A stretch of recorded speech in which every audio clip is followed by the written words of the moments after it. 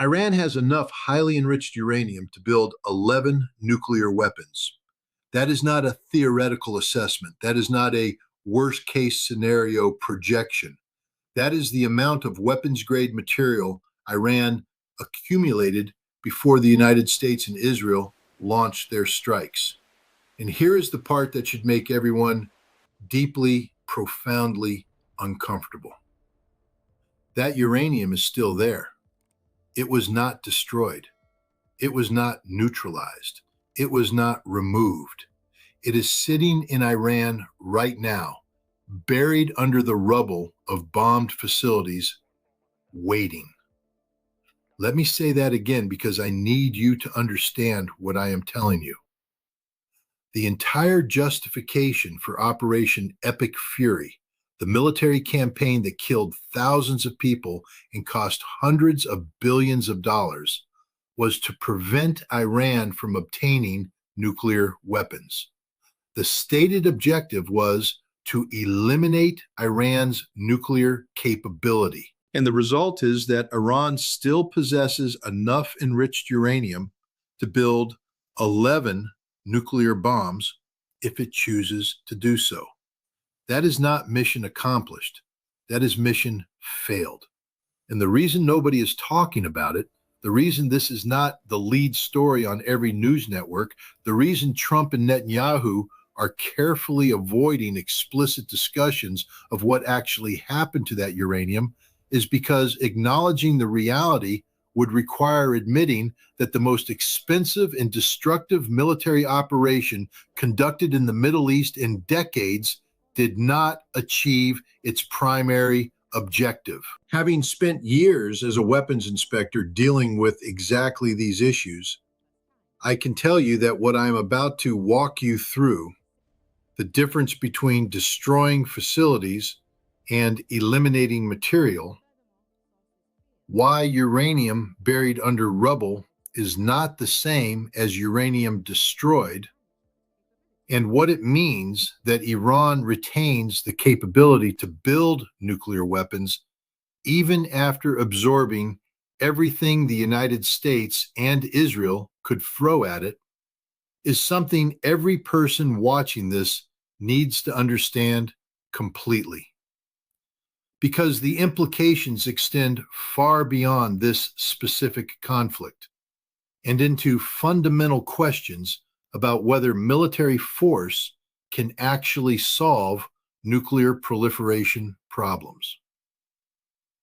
Now, let me give you the technical foundation for understanding what Iran has, where it came from, and why it is still a threat, even after the facilities that produced it have been destroyed. Uranium enrichment is the process of increasing the concentration of uranium-235, the isotope that can sustain a nuclear chain reaction, from its natural level of about 0.7% to higher levels.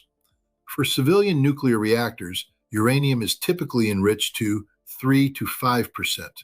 For nuclear weapons, you need uranium enriched to 90% or higher, which is called weapons-grade uranium. Iran, before the strikes, had enriched uranium to 60% purity. That is not weapons-grade, but it is one step away. The technical and time requirements for enriching from 60% to 90% are significantly less than enriching from natural uranium to 60%. The hard part is getting to 60%. Once you are there, getting to 90% is relatively straightforward if you have functioning centrifuges. According to assessments from the International Atomic Energy Agency and Western Intelligence Services, Iran had accumulated approximately 120 kilograms of uranium enriched to 60% before Operation Epic Fury began. For context, a nuclear weapon requires roughly 25 kilograms of weapons-grade uranium. If Iran were to further enrich its 60% stockpile to 90%, the material lost during that process would still leave enough for multiple weapons. The commonly cited figure, based on Iran's pre-strike stockpile, is that Iran had enough material for 11 nuclear weapons if fully enriched and weaponized. The strikes conducted by the United States and Israel destroyed Iran's enrichment facilities. Natanz, the primary enrichment site, was heavily damaged. Fordow, the underground facility near Qom, took significant hits. Esfahan's conversion facilities were struck. The supply chain for producing centrifuges was targeted. The result is that Iran's ability to produce more enriched uranium has been severely degraded. But destroying the facilities that produce uranium is not the same as destroying the uranium itself. And this is the critical distinction that most coverage of the conflict has failed to explain clearly. The uranium Iran produced over years of enrichment work was not stored in one central location waiting to be bombed. It was distributed across multiple sites, much of it kept in hardened underground facilities specifically designed to survive strikes. When those facilities were hit, the uranium did not disappear. It is still there, buried under concrete and rubble, but not destroyed. President Trump has made statements suggesting that the uranium is under surveillance and that the United States will not allow anyone to access it. In an interview aired on May 10th, Trump said that Space Force assets are watching the locations where the uranium is buried, and that if anyone tries to reach it, the United States can identify them and will, in his words, blow them up. That is a direct quote, blow them up. Prime Minister Netanyahu has said that the uranium needs to be physically removed from Iran, and that the method for doing so is straightforward. When asked how the uranium should be taken out, Netanyahu replied, "You go in and take it out." That is also a direct quote. Both of those statements reveal something important. They reveal that the uranium is still in Iran, that it has not been destroyed or rendered unusable, and that both the United States and Israel are operating under the assumption that as long as that material remains in Iranian territory, it represents a threat that has not been eliminated. Let me explain why that threat is real and why the destruction of enrichment facilities does not eliminate it. Iran no longer has the ability to produce large quantities of new enriched uranium quickly. The centrifuge cascades are gone. The facilities are destroyed. The supply chains are disrupted. If Iran wanted to rebuild its enrichment program from scratch, it would take years, possibly a decade or more, depending on how much international pressure and sabotage it faces. But Iran does not need to rebuild from scratch. Iran has 120 kilograms of 60% enriched uranium already in its possession. If Iran can access that material, if it can excavate it from the rubble of bombed sites, and if it can construct even a small covert enrichment facility with a few dozen centrifuges, it can take that 60% material and enrich it to 90% weapons grade in a matter of months. That is not a hypothetical scenario. That is the assessment of multiple intelligence agencies, including the CIA. Recent reports citing U.S. intelligence sources indicate that Iran could be 9 to 12 months away from being able to produce a nuclear weapon if it chooses to pursue that path. That timeline assumes Iran can access its existing uranium stockpile and can build or rebuild enough enrichment capacity to finish the job. 9 to 12 months. That is the current breakout timeline, despite everything the United States and Israel did during Operation Epic Fury. For context, before the conflict began, U.S. intelligence assessed Iran's breakout time at 3 to 6 months. So the strikes added time, but not much time, and certainly not the years or decades that would constitute permanent elimination of the threat. Now let me tell you why the uranium being buried under rubble is not a solution, because this is where the operational reality diverges sharply from the political messaging. Trump's statement that the United States is surveilling the sites and will blow up anyone who tries to access the uranium sounds reassuring if you do not think through the logistics. The reality is that Iran controls its own territory. The United States does not have ground forces in Iran.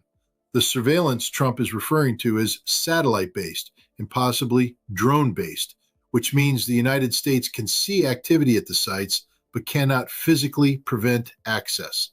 Satellite surveillance, even with the most advanced systems Space Force operates, has limitations.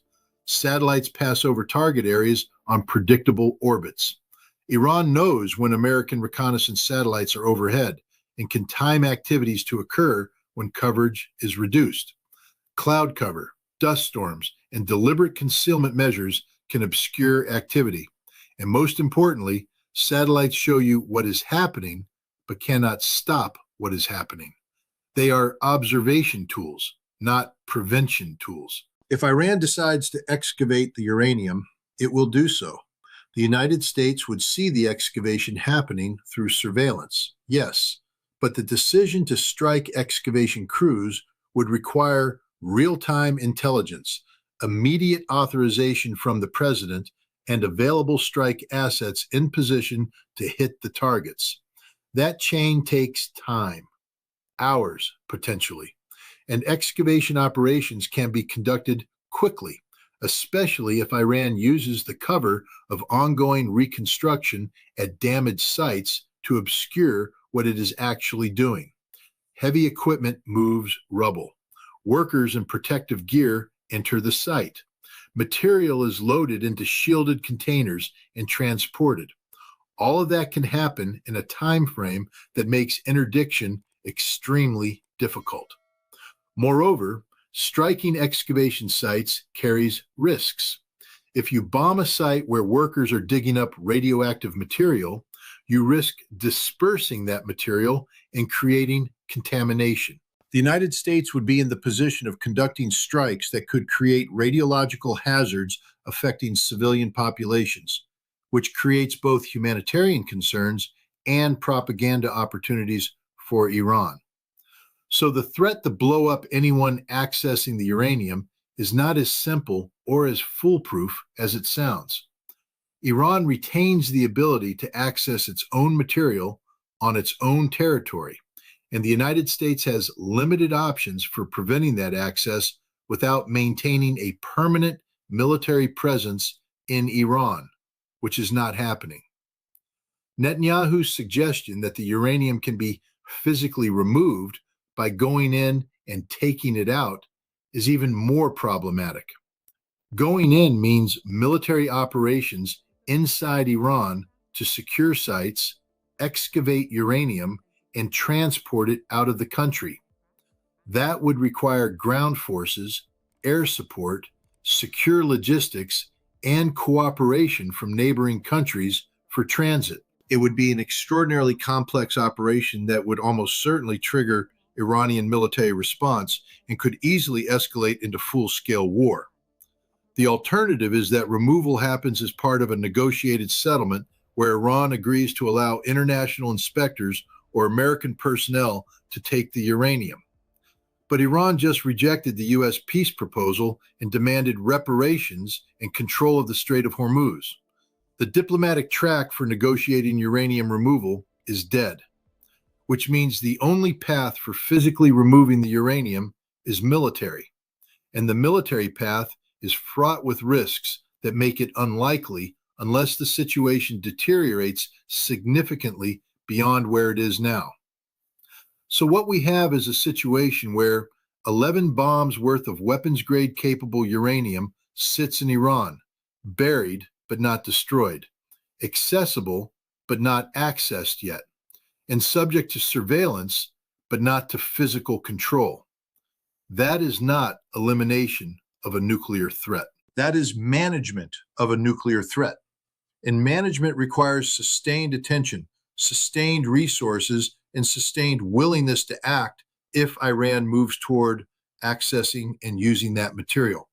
If you are watching this and you have not subscribed yet, do it now, because what I am about to explain, why this situation is fundamentally unstable and why the uranium sitting in Iran creates incentives for both sides to act in ways that increase the risk of this war restarting, is something that will not be discussed honestly in mainstream coverage. Subscribe, because the decisions being made about that uranium will determine whether this conflict is over or whether it is just paused.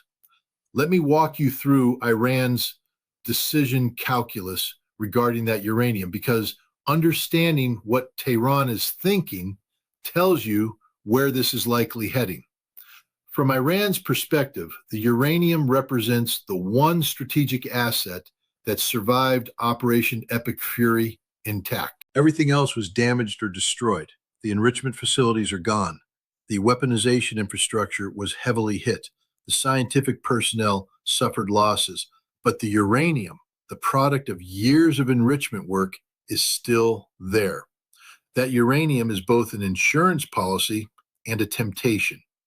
As an insurance policy, it represents Iran's ability to reconstitute a nuclear weapons program if the regime believes it faces an existential threat.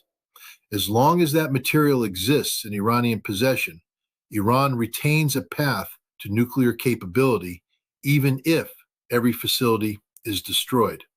That provides strategic depth against future attacks.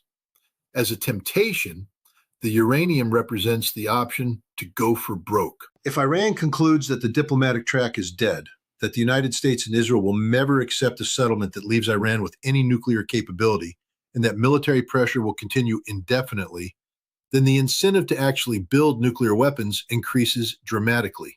Because the one thing that might deter future attacks is having an actual nuclear deterrent, rather than just the capability to build one someday.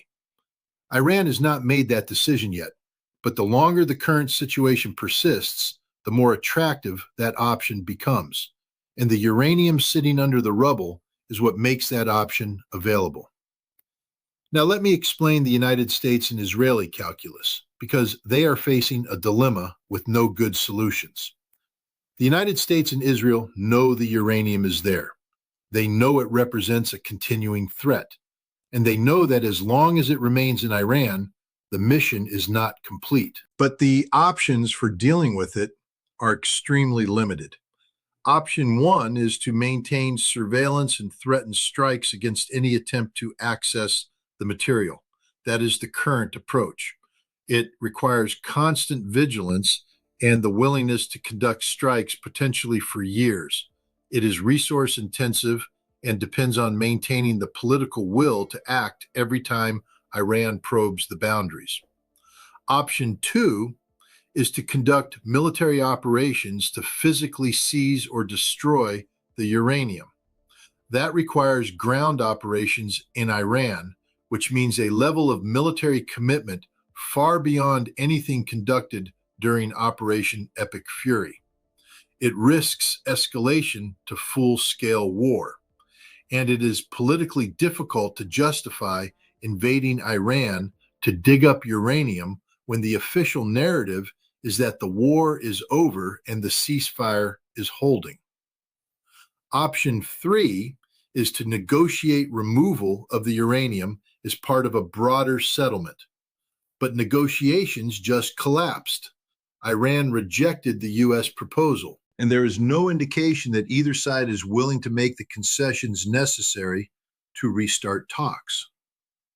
Option four is to accept that the uranium stays where it is and that Iran retains the capability to build nuclear weapons if it chooses, and focus on deterring that choice through threats of overwhelming retaliation if Iran ever actually builds a bomb. That is essentially a return to the pre-war status quo, where Iran is treated as a threshold nuclear state that could weaponize, but has not yet done so. None of those options eliminate the threat. They all involve managing the threat through different combinations of surveillance, deterrence, and military readiness. And managing a threat indefinitely is not what Operation Epic Fury was supposed to achieve. Let me tell you what the most likely trajectory is, because the pattern of behavior from both sides suggests where this is heading. Iran will eventually attempt to access the uranium. Not immediately, not obviously, but over time as reconstruction efforts at damaged sites provide cover for excavation operations. Iran will test whether the United States actually follows through on the threat to strike anyone approaching the material. If the United States does not strike, or if strikes are limited and Iran can absorb them, then Iran learns that the surveillance is not as constraining as the threats suggested. If the United States does strike excavation operations, then we are back to active military exchanges and the ceasefire is effectively over. That triggers another round of escalation where both sides have to decide whether to pursue full-scale war or find another pause. The uranium does not go away. The problem does not resolve itself. And the longer it sits there, the more both sides are operating under the knowledge that the core issue driving the conflict has not been addressed. The 11 bombs worth of material that Iran produced before the war is still in Iran after the war. That is the reality that nobody wants to discuss openly, because discussing it means admitting that billions of dollars and thousands of lives did not produce the outcome that was promised. If you have stayed with me through this entire analysis, you understand that the uranium is not just a technical detail. It is the unresolved core of the entire conflict. As long as that material exists in Iranian hands, the threat that justified Operation Epic Fury still exists. And as long as that threat exists, the logic that produced the war remains active. Subscribe to this channel if you have not already, because this story is not over. The uranium is still there. The facilities are destroyed, but the material is not. And the decisions about what to do about that material will determine whether the ceasefire holds or whether we are looking at a return to conflict that this time focuses explicitly on the one thing that was not eliminated the first time. 11 bombs worth of uranium, still in Iran, still a threat, still unresolved. And nobody wants to talk about it, because talking about it means admitting that the war did not accomplish what it was supposed to accomplish. Pay attention, subscribe, share, because the material is there, and sooner or later, someone is going to make a decision about what to do about it.